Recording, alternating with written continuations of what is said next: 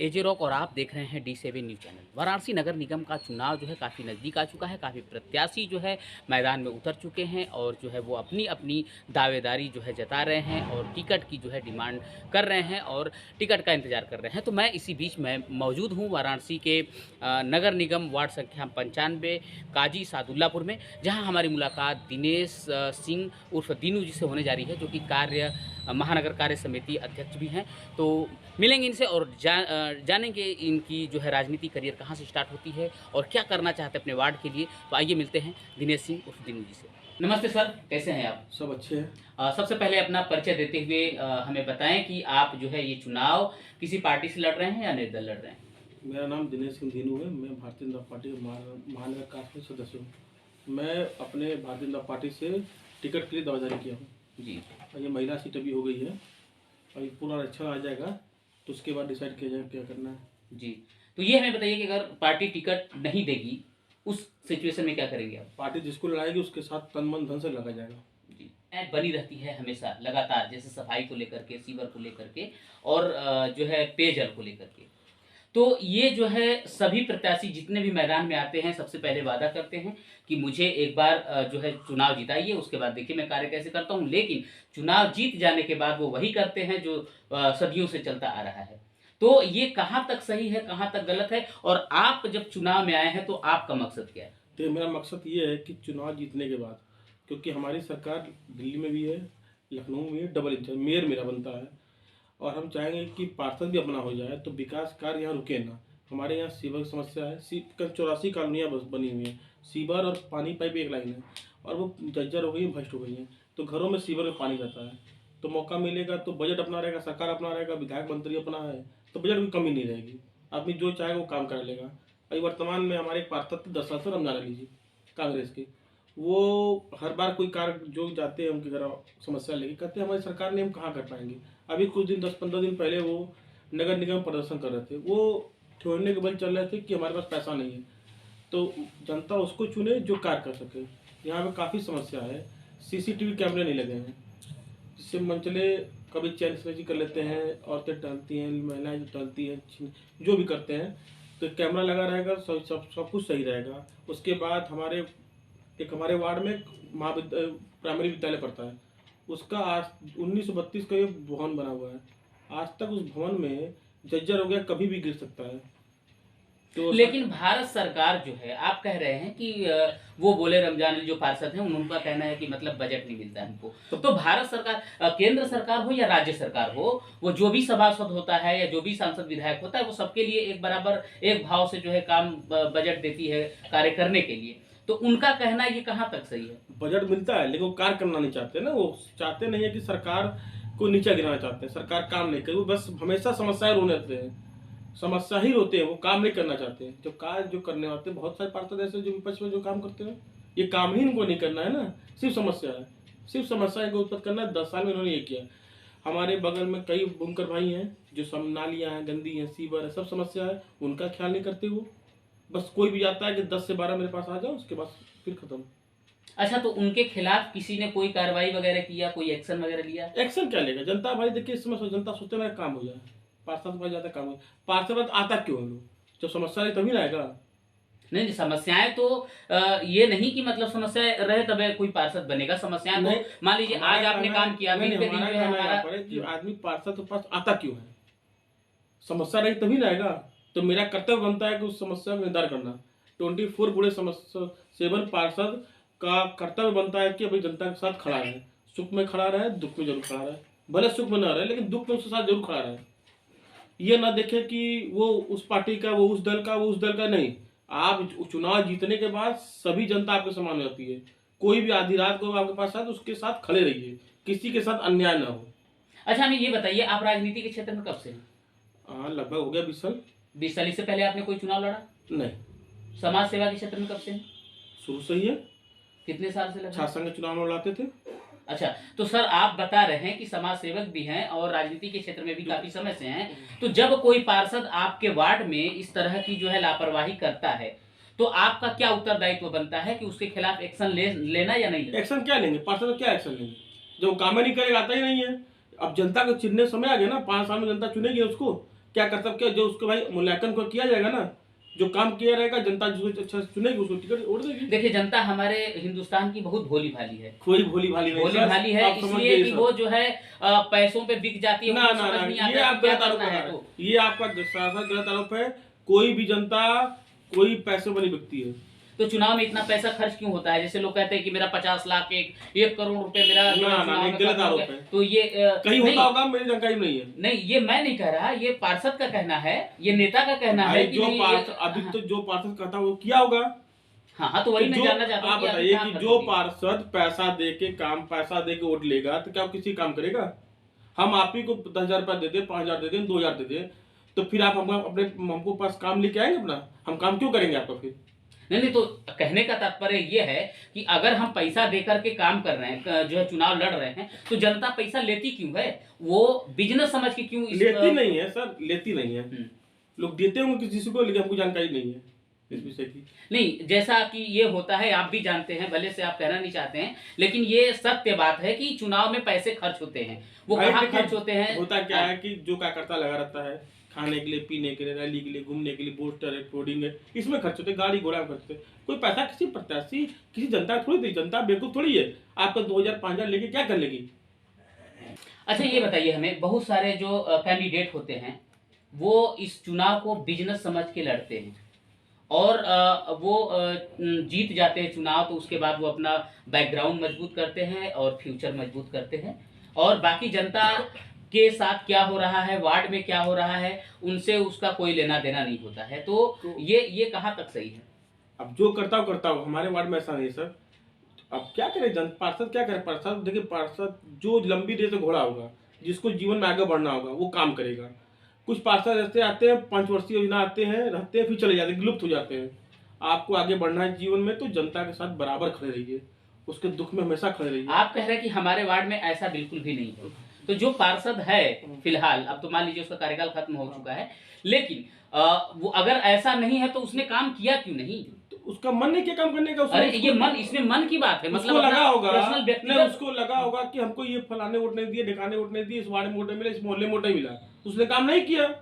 जो उनके 10-5 लोग वोट दिए होंगे, जो जिताए होंगे, उनका काम किए होंगे वो। लेकिन एक सभासद का चुनाव जीतने के लिए 10-5 वोट या 1000 वोट की तो जरूरत पड़ती नहीं है, उसके लिए तो काफी वोट की जरूरत पड़ती है। जो भी आप बताइए, आपका क्षेत्रफल कितना बड़ा है? मेरे वोट है 14,700 है। 14,700 है। तो बताइए, एक कैंडिडेट को कम से कम 7,000-8,000 वोट चाहिए, तब नहीं जाकर नहीं वो नहीं, जीतेगा। नहीं। कितना वोट चाहिए? लगभग 2,000 से 3,000 वोट में एक पार्षद चुन लिया जाता है। अच्छा, 2 से 3,000। हाँ 3,000 में लगभग चुना दिया जाता है। अच्छा, तो हमें आप बताइए ना, इसका जवाब हमें दीजिए कि आखिर ऐसा क्यों होता है, क्यों ऐसा लोग करते हैं? अब लोग जो कहते हो, लेकिन मेरा ये कर्तव्य नहीं है। हम ये नहीं करते। हमारा काम है कि आप जनता के साथ खड़े रहिए, मुझे आगे बढ़ना है। हमको एक बार पार्षद चुन लिया जाएगा, हम इतना काम कर देंगे, सरकार अपनी है कि कभी कोई फिर दिक्कतें नहीं आएंगी। इंटरलॉकिंग हो, स्कूल हो, पार्क हो, कई पार्क ऐसे हैं जिनका एकदम दुर्दशा हो गया है कि उनको। चलिए, अच्छा आप कह रहे हैं कि हमको एक बार पार्षद चुन लिया जाए। जितने भी पार्षद मैदान में आते हैं सभी यही वादा करके आते हैं कि हमें एक बार बनाइए, हमें एक बार बनाइए, देख लीजिए, एक बार देख लीजिए, लेकिन होता वही है जो वो चाहते हैं। तो आप ये जनता को कैसे विश्वास दिलाएंगे, जनता के दिलों में कैसे उतरेंगे आप? हम उसके नए लिए तो आप है नहीं, प्रमाण हम तो दीजिए। नए तो है नहीं। यही पे हम दुर्गा पूजा समिति चलाते हैं, उसके अध्यक्ष भी हैं। और जनता हमको देखिए भली बात जानती है कि हमने कितना काम किया है लोगों के लिए।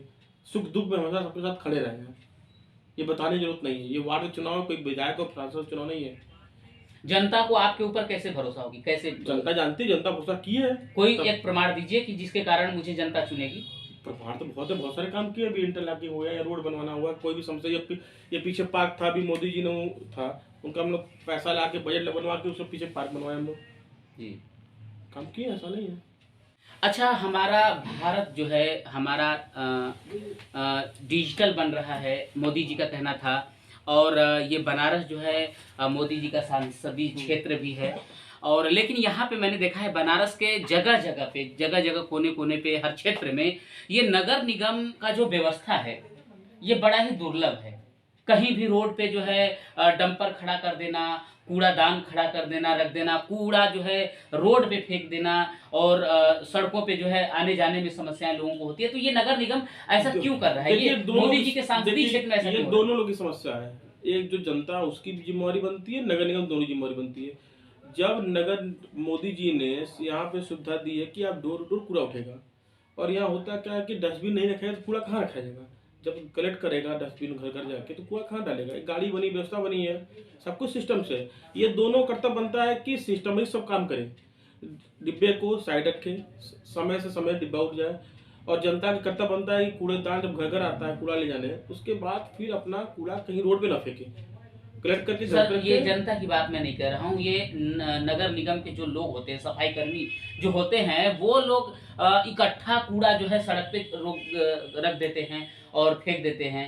और ऐसा प्रमाण मैं आपको कहेंगे तो कई जगह दिखा दूंगा। नहीं हाँ, देखिए, तो फिर ये बोले फिर मतलब जनता आएगी ये आएगी, इसलिए नहीं, आएगी। जनता का तो यहाँ पे काम ही खत्म होगा, नहीं, क्योंकि डोर टू डोर जब सफाई कर्मी कूड़ा उठा रहा है, डोर टू फिर डोर हम उठा बता रहा दे है। रहे हैं, यहाँ होता क्या है कि जिम्मेवारी अपनी बनती, जब हम देख रहे हैं वो काम सही से नहीं कर रहा है, एक चैनल बना हुआ है, जब जिम्मेदार काम नहीं कर रहा तो सुपरवाइजर फोन करें। जब आप कंप्लेन नहीं करेंगे, देख के अंधा बनेंगे, तो उसका मनमानी करेगा ही करेगा। एक कंप्लेन नंबर बना हुआ है, मुख्यमंत्री ने नंबर दिया है, उसके बाद सुपरवाइजर है, उसके उसके इंस्पेक्टर है, आप कंप्लेन कीजिए। क्यों ऐसा करेगा? क्यों नहीं करेगा? हमारे वार्ड में कोई घूम ले ऐसा कर ले?